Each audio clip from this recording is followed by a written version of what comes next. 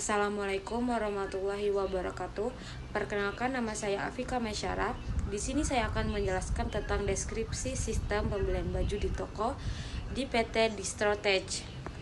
Baiklah, masuk ke pembahasan tentang deskripsi sistem. Yang pertama yaitu alur proses pembelian baju di toko. Pelanggan memasuki toko dan mulai mencari baju yang ingin mereka beli. Pelanggan juga bisa melihat-lihat koleksi dan baju-baju yang tersedia di rak atau etalase toko. Yang kedua, memilih produk. Pelanggan memilih baju sesuai dengan preferensi mereka, misalnya berdasarkan ukuran, warna, model, dan harga. Lalu, dalam beberapa kasus, pelanggan juga bisa meminta bantuan staf untuk memberikan saran tentang produk yang tersedia. Lalu, pelanggan bisa mencoba baju secara opsional. Jika diperlukan, pelanggan bisa memilih ruang ganti yang tersedia di toko untuk memastikan ukuran dan kecocokan suatu pakaian. Dan jika pelanggan merasa puas dengan pilihan baju tersebut, mereka melanjutkan ke langkah berikutnya. Setelah pelanggan merasa puas, langkah yang berikutnya yaitu menghitung harga total. Setelah memilih baju yang ingin dibeli, pelanggan membawa baju tersebut ke kasir untuk melakukan pembayaran. Lalu, kasir menghitung total harga pembelian berdasarkan harga baju dan jumlah barang yang ingin dibeli oleh pelanggan. Lanjut ke pembayaran. Pelanggan melakukan pembayaran dengan uang tunai, kartu debit ataupun kredit, atau metode pembayaran lainnya yang tersedia di toko. Kasir akan memproses pembayaran dan memberikan tanda terima kepada pelanggan sebagai bukti transaksi. Setelah pembayaran berhasil, lanjut ke pengepakan barang. Kasir atau staf toko mengemas baju yang dibeli dalam kantong belanja atau kemasan sesuai dengan kebijakan toko. Lalu, tanda terima pembelian diserahkan bersama dengan produk yang telah dibayar. Lanjut, setelah semuanya selesai, pelanggan bisa keluar dari toko dan menerima barang yang telah dibeli serta tanda terima transaksi sebagai bukti pembelian. Setelah itu, pelanggan dapat meninggalkan toko dengan baju yang telah dibeli. Lanjut ke pembahasan tentang SOP pembelian baju di toko. Tujuannya yaitu memberikan panduan yang jelas tentang prosedur pembelian baju di toko secara langsung, mulai dari pelanggan memilih produk hingga selesai melakukan transaksi. Lingkupnya, SOP ini berlaku untuk semua staf toko yang terlibat dalam proses pembelian, mulai dari staf penjualan hingga ke kasir. Yang pertama yaitu persiapan toko. Langkah-langkahnya: 1. Staf penjaga toko. Menjaga kebersihan dan kerapihan toko. Memastikan bahwa produk baju tertata dengan baik di rak atau etalase. Lalu, ke kasir. Kasir harus memastikan bahwa mesin kasir berfungsi dengan baik dan memastikan bahwa persediaan uang kembalian cukup, baik uang tunai maupun alat pembayaran lainnya, dan juga menyiapkan tanda terima dan bukti pembayaran yang akan diberikan kepada pelanggan. Yang kedua, proses pembelian oleh pelanggan. Tujuannya memberikan pengalaman berbelanja yang nyaman bagi pelanggan. Langkah-langkahnya yaitu pelanggan masuk ke toko dan disambut oleh staf toko. Lalu, jika pelanggan membutuhkan bantuan, staf toko dapat menanyakan apa yang mereka cari dan memberikan saran. Pelanggan bisa memilih produk, baju yang ingin dibeli. Mereka dapat memeriksa ukuran, warna, dan model yang diinginkan. Jika pelanggan membutuhkan bantuan lebih lanjut, misalnya mencari ukuran tertentu atau saran kombinasi produk, staf toko siap membantu. Yang ketiga, mencoba baju secara opsional. Jika pelanggan ingin mencoba baju yang mereka pilih, mereka dapat menuju ruang ganti yang sudah disediakan. Staf toko harus memastikan ruang ganti dalam keadaan bersih dan tertutup dengan baik. Jika produk tidak sesuai atau pelanggan tidak nyaman, mereka dapat kembali memilih produk lainnya.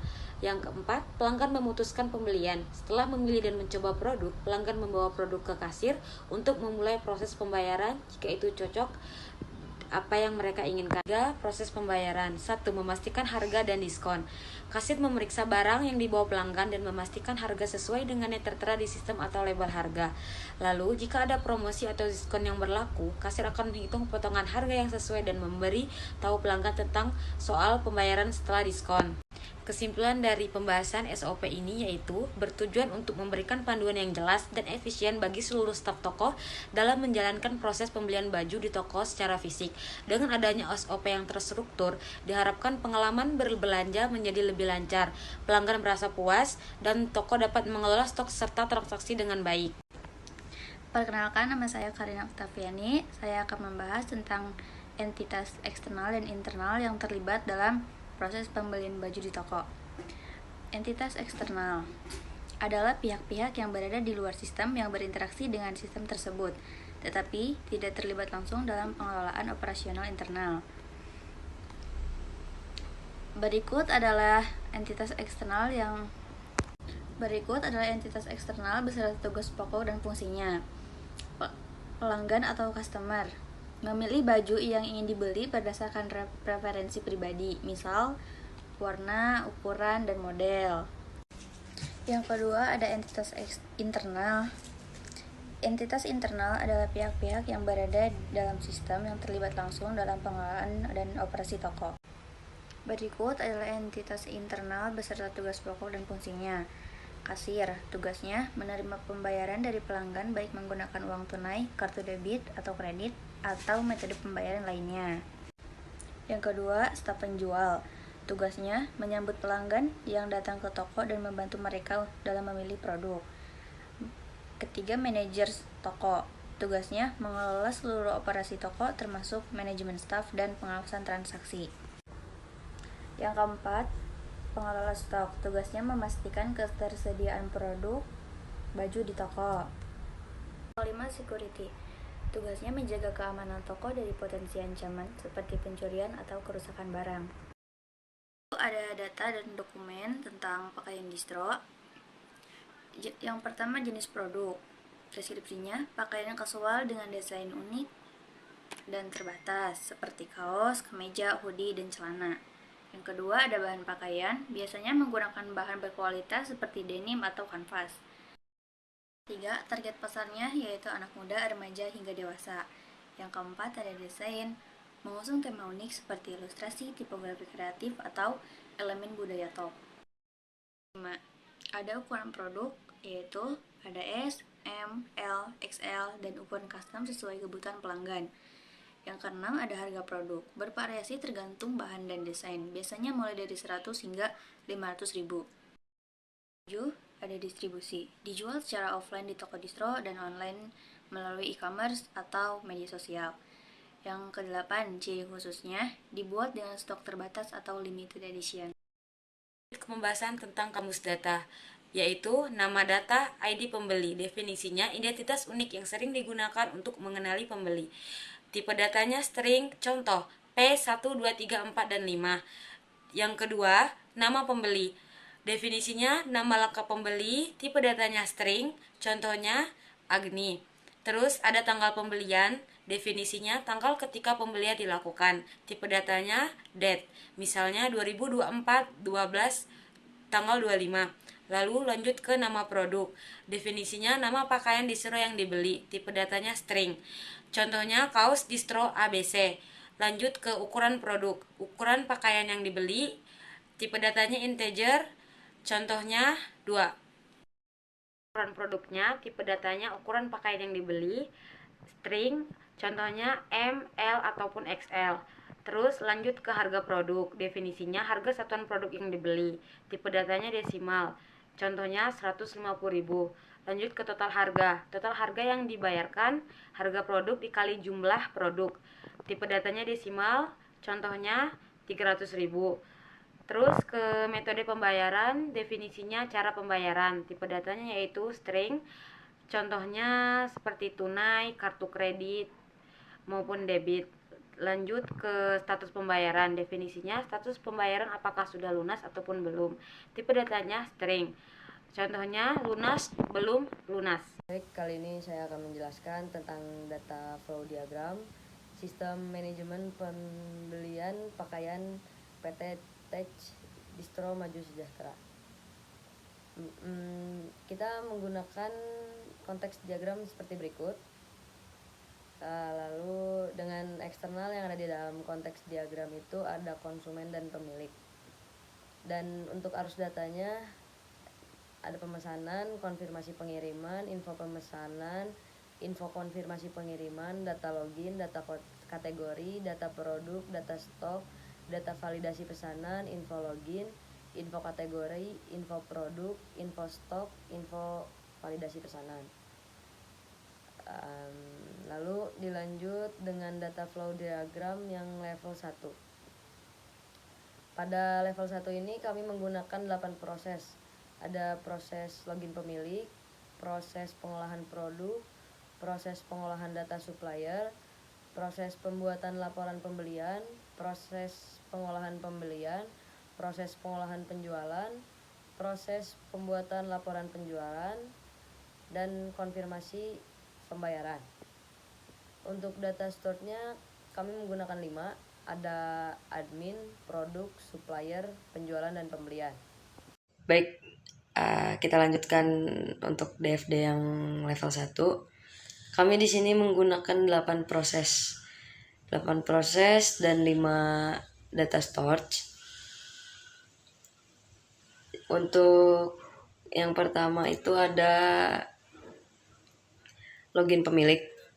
Login pemilik itu di sini pemilik itu mengirimkan data login kepada proses, lalu diproses memberikan info login pemilik yang bisa diakses untuk memberikan semua info yang dibutuhkan oleh pemilik.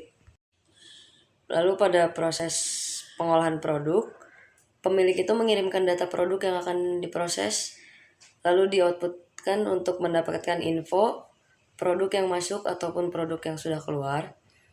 Lalu pada proses pengolahan supplier, di sini itu memberikan data supplier baru atau supplier langganan yang akan diproses untuk mendapatkan info pengembalian atau masukan barang.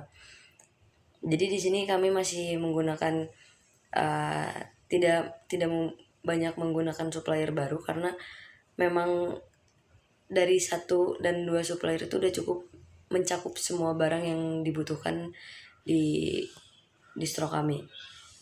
Lalu di sini ada proses pengolahan pembelian. Biasanya pemilik yang memberikan data apa saja yang harus dibeli, dan di sini supplier itu kita langsung membeli kepada supplier. Nah, supplier ini akan memberikan data kepada proses itu, dan proses akan memberikan info kepada pemilik bahwa barang yang sudah dibeli itu yang dibutuhkan pemilik dapat diproses oleh supplier, dan supplier langsung mengirimkan kepada pemilik distro. Lalu di proses pengolahan penjualan ini mendapatkan data apa saja yang sudah dibeli oleh konsumen. Lalu proses memberikan info kepada pemilik bahwa barang itu sudah dibeli atau sudah sold out. Nah, kemudian pada proses pembuatan laporan penjualan, di sini itu ada data dan informasi dari konsumen.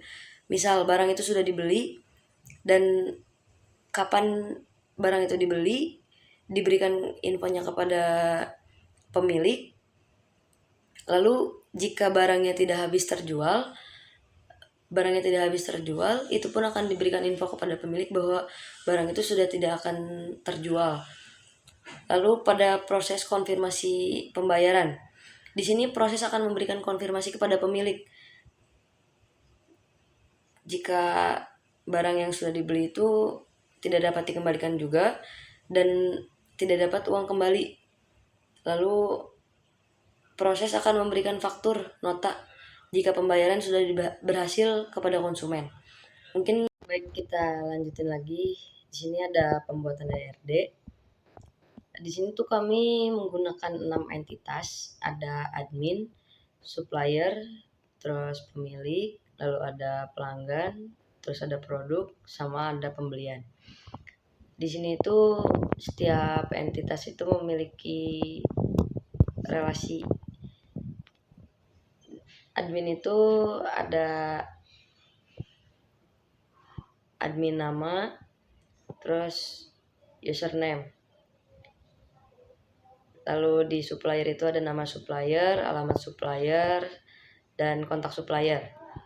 Lalu pada pemilik itu ada tanggal pembelian, ID pemasok, total harga, lalu ada metode pembayaran, lalu ada status pembayaran. Lalu kita lanjut kepada pelanggan. Di pelanggan itu ada nama pelanggan, email, password, nomor telepon, alamat, kota, provinsi, kode pos, tanggal daftar, lalu status aktif. Lalu bagian produk ini ada nama produk, deskripsi, harga, stok, dan kategori. Lalu pada entitas pembelian itu ada tanggal transaksi, ada nama pemasok, lalu ada kuantitas, lalu ada harga per unitnya, ada total biaya, cara pembayaran, dan status transaksi.